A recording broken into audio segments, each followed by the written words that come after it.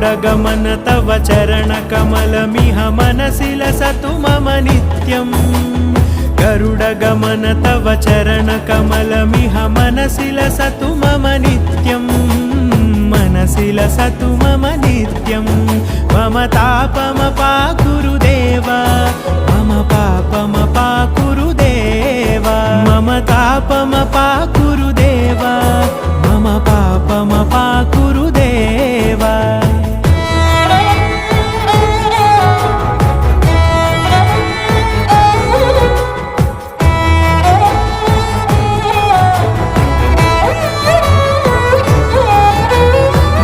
जनयन विधिनमुचिहरण मुख विबुध विनुत पद पद्मा जल जनयन विधिनमुचिहरण मुख विबुध विनुत पद पद्मा विबुध विनुत पद पद्मा। తర్వాత ఏమైంది అంటే బలి మహారాజు తర్వాత వామన అవతారం ద్వారా పరీక్షించబడ్డాడు. 3 అడుగుల భూమి కథలో ఆయన తన వాగ్దానాన్ని నిలబెట్టుకున్నాడు. బలి పాతాళ లోకానికి వెళ్ళిన తర్వాత ఉచ్చాశ్రువు దేవలోకానికి తిరిగి చేరింది కొన్ని పురాణాలు చెబుతున్నాయి. మరికొన్ని కథలలో అది దేవేంద్రుడు అయిన ఇంద్రుని వాహనంగా మారిందని చెబుతారు. ఈ కథ మహర్షి కశ్యపుని కుటుంబానికి చెందింది. మహర్షి కశ్యపునికి 2 భార్యలు ఉన్నారు. వాళ్ళలో మొదటి ఆమె పేరు కద్రు, రెండవ ఆమె పేరు వినత. కద్రు నాగులకు తల్లి, వినత 2 గుడ్లు పెట్టింది. చాలా కాలం తర్వాత వాటి నుండి 2 మహావీరులు పుట్టారు. వాళ్ళలో మొదటి వారు అరుణుడు, సూర్య భగవానుని రథసారిది. రెండో వారు గరుడ, పక్షిరాజు. ఉచ్చై శ్రీవాస్ గుర్రం వివాదం.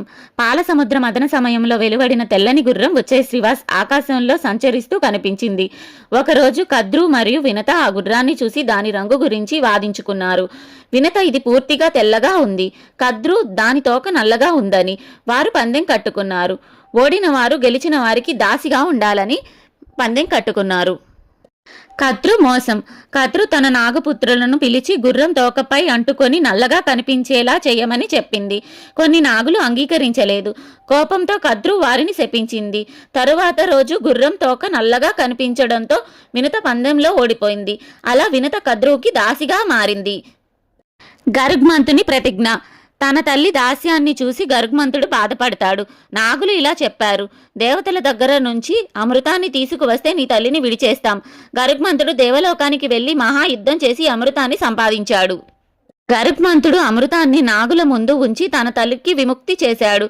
అప్పుడు విష్ణువు గరుగ్మంతుని ధైర్యాన్ని చూసి సంతోషించి అతనిని తన వాహనంగా స్వీకరించాడు.